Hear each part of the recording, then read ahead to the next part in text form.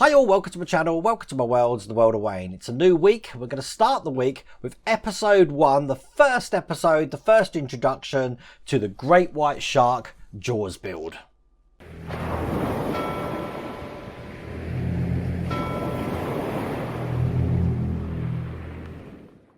Now this model was unveiled to me on a live stream a couple of weeks ago, and I put a link up here for when I was unboxing that. And this is basically a Pegasus Hobbies release of the Great White Shark. I think just for licensing reasons, this is just a generic shark build. But what we're going to do, and I say we, this is me and Phil Segal over on Spruverse, we're going to be actually turning this into a Jaws diorama. But that's not all. I'm starting to call this the Sprueverse challenge now or something, but Phil threw down the gauntlet and suggested this. So the challenge here is to get that cage screen accurate, remove the camera, and have perhaps even the shark dart that he loses, he drops, maybe one of those. And then the big challenge, I am saying, we've got to put the whole thing in a resin block. So there's no pressure there. Now, at the start of the year, you might have seen the ET builds we've done. And once again, I put a link up here for the playlist for the ET builds, where basically Phil was building a Yay Monsters version of the ET spaceship that we got in the background there. And I was building a Golden Armor version of it. And it was another challenge to see what we could do with the kits that we've got. No different here, but this time we've got the same kits, but we're putting our own flair on it.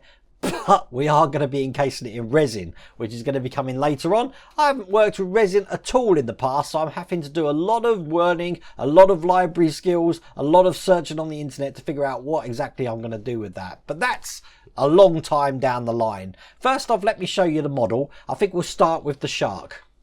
Now, I've already assembled the shark here, as you can see, and I've already filled in the seams. Let me just show you how I did that. And all you do is just gently brush this putty into the seals here. Make sure it's level as you get it straight away, and then when we sand it down later, it's going to be less to do. But this is basically how you get rid of all the seals in the shark. And basically, as you see, I just used some Vallejo plastic putty to do that. And then all it is a case of just getting yourself a sanding stick there and just sanding this down, ready to prime. It doesn't really matter too much about sand lines and all of that, because I'm aiming to scar this beast up straight away. Now, the Jaws shark, actually all these models are quite simple to put together. That's why I haven't done it on film. But basically, obviously, you've got a headpiece here, you've got a mouthpiece, and you've got the fins. And that's it. They just slot together. It is sort of like a vinyl rubbery material. It's not like your normal plastic material there. Now, they do give you two heads. You've got this one with the open mouth, and then you've got this one with the closed mouth. Now, I'm going to use this one as a resin test. We're not going to be using the closed mouth version, but they are hollow. So when it comes around to doing the resin, I'm guessing I'm going to have to fill it up first. Otherwise, A, it's going to float, and B, the heat of the resin inside is either going to make this expand, break apart, or melt. So that's a challenge that we're going to work on later on, definitely. Now, the other thing we've got is a diver, which we need to make look like Hooper, and we need to do a cage. And I've already started working on those, so let me show you that now. So you've seen the shark, so there's not a lot of difference to be putting these together as well. It doesn't take a lot. This is what the figure looks like at the moment. Now, if I want to make this look like Hooper, I'm probably going to have to add a little bit more hair and put a beard on him. But all I need to do is attach arms and a air tank and the regulator in his mouth. I won't be putting that in or gluing that in, because obviously I still need to paint that. I'll probably paint this separately as well, so I can get behind it. But if I can just show you how this looks, get my sprue cutters out here and cut these details off. It's quite a soft material, this is. Obviously I need to prime it as well, and if we've got any burrs on, which we have there, we can get them off with a bit of sanding. And these are going to go in, one like that, and the other one just like that. Now, he's meant to be holding a camera, but we're not going to have him holding a camera. We're going to have him holding one of the sticks that we've got that has got the injection in to actually stab the shark. And I don't really want both the arms to be round this way, so I think I am going to mold them so that they're a little bit different. Perhaps this one holding up and perhaps this arm down like that. It does mean that I will have to do a little bit of fill around there, because it's not meant to look like that. It is meant to be up like that, holding a camera. Don't know, not quite sure what I'm going to do about that. But what I do need to do is cut off these supports for the camera that he's holding. So if I take one of these arms out, and I can start getting rid of that. Now on this side, he's actually naturally holding a sort of stick in the hand. So I think that's probably what I'm going to be using for the injection rod on this hand here. But I will be cutting off the top here, making sure I don't cut his fingers off, just like that, and the bottom. Then I can sand that down.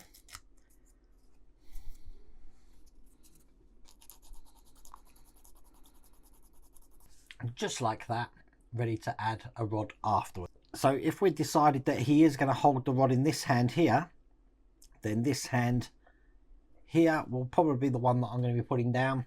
Once again, I've got to cut these details off here.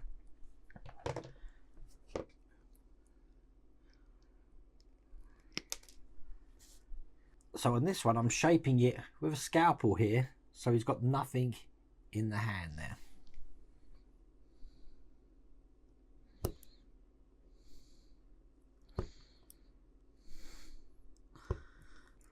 So there's the basic shape there, and then all I'm going to do is use a round nose file, just put it in where the thumb is there, and that will make an open hand. So when this is in, it doesn't actually look like he was meant to be holding anything at all. But that will be the diver complete. Just putting it together so you can see what it would look like with the regulator end tank on. This is what the regulator looks like, and that just fits inside his mouth all the way in there. So that's what the regulator would look like in, and then obviously we've got the pipe that I need to connect round to the back of the air tank. But that's pretty much the diver. Now if you have a look at his back here, that pipe actually continues already on the diver here. So this only has to go round to this point on the top of his shoulder there, and then it will join the wire that goes into the tank. So I'm just looking at the diver now. I'm just going to open the cage up, because it's the cage that's going to need most of the work here. Now in the film, the cage is actually 7 slots wide. So it's 1, 2, 3, 4, 5, 6, 7. So it would go up to there. So we don't need any of this coming off the other side here. But I do want this end. So what I'm going to have to do is I'm going to have to narrow it down by cutting some of these off. And I think the easiest way to do that is I want to keep this end on here. So if I was to cut that there, here, and here,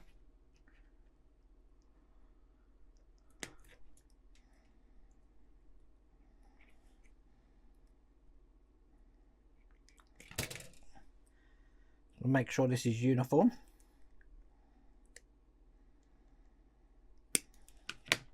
Just like that. I'm going to get this off the sprue.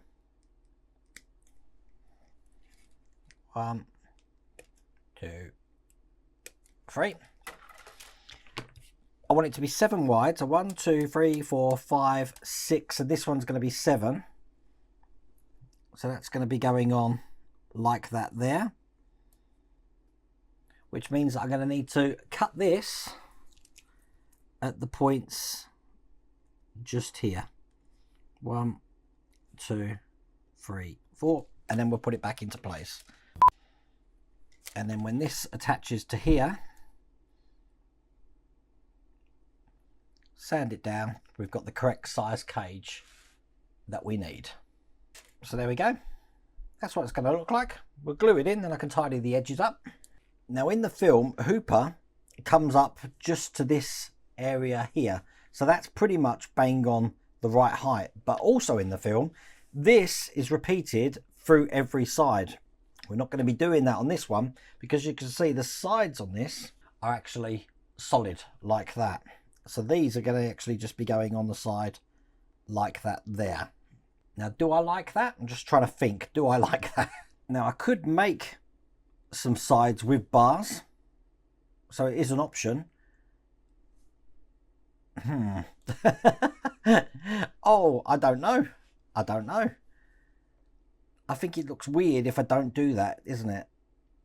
So I will probably do those sides afterwards, but definitely I don't like a solid side. This is going to have this window in here as well, so I'm going to probably cut them with this as well. What it does mean is that these sections here are going to be thicker on the fronts and they're going to be slightly thinner on the sides. I can't see another way of doing that. I'm just looking at all the parts that I've got in here. We've got the roof here, so that's going to be going on this section here, so that's not a problem with that. But the big problem we've got is the base. Now the base, as you can see, is one solid bit of plastic here, which isn't like that in the film. In the film, it's basically the same design, but with a crisscross pattern around the bottom. So I am going to have to 3D print one thing because I won't be using this base. But that's the size it was. That's the size it is now. So I'm going to repeat that on this one. And then I'm going to have to do some designs on these two that I've got on this side to get this square.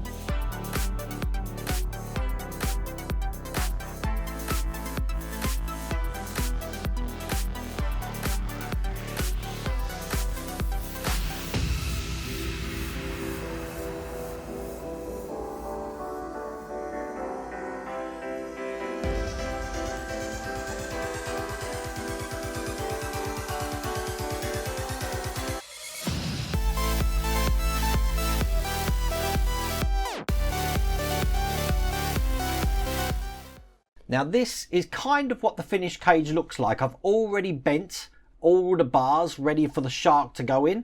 If I show you on the side camera here, if this is the shark, it's sort of going to be sitting in like that with its head already inside the cage like that. And as you can see, we've got all the bent bars and stuff all ready for that. What I do have to do is just weather up the cage a little bit, put some rust on it because it wasn't an actual perfect clear cage that you can see here. I also ran out of paint, so I just need to do the top section here. Now in the movie it did look pretty much like this. I did have to 3D print the bottom here, and I did have to completely manufacture the sides as you just saw in the video there, but the top was actually a full cage from what I believe. But I'm going to keep it the way that they've got it here with just a little square flap opening like that. But that is looking pretty good at the moment.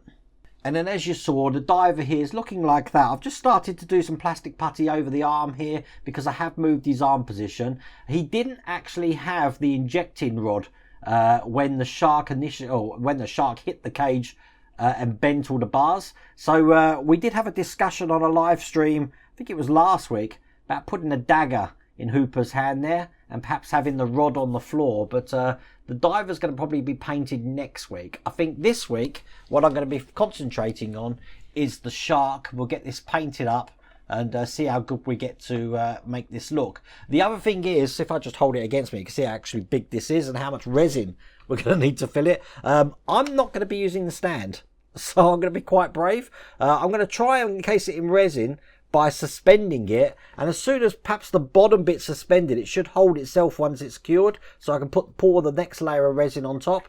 So I will probably reinforce it with some monofilament line hanging into a tank or something. Haven't even thought of the whole finale of how I'm going to do this yet. At the moment though, my priority is to get these painted and get a diorama sorted out ready for the resin. I don't know how long this is going to take. To be honest with you, compared to the ET build, I thought this was going to be simple. Building the model's the simple bit. Painting it, but actually putting it in the resin and making the diorama, I think it's probably one of the most challenging things I've done so far. But I said, I'm doing this on this channel. I'll put a link to Phil's first release. He's already done a release already for his first episode. And we are doing a lot of things which are really similar, which is scary because the only communication we have between the builds is normally on Instagram. And when I see a picture pop up of what he's doing, I'm like, I'm doing that. So I'm sure we're sharing the same brain or something. We'll have to see. But I'm really enjoying this build. As I said, next week we'll give an update of what the shark's looking like. Then I think we'll work on Hooper, weathering up the cage, and then starting the diorama all ready for the resin pour, which is going to be crazy. Anyway, listen, I hope you liked that video. If you did, please remember to give me a thumbs up. And if you haven't subscribed already, please remember to subscribe. Other than that, take care.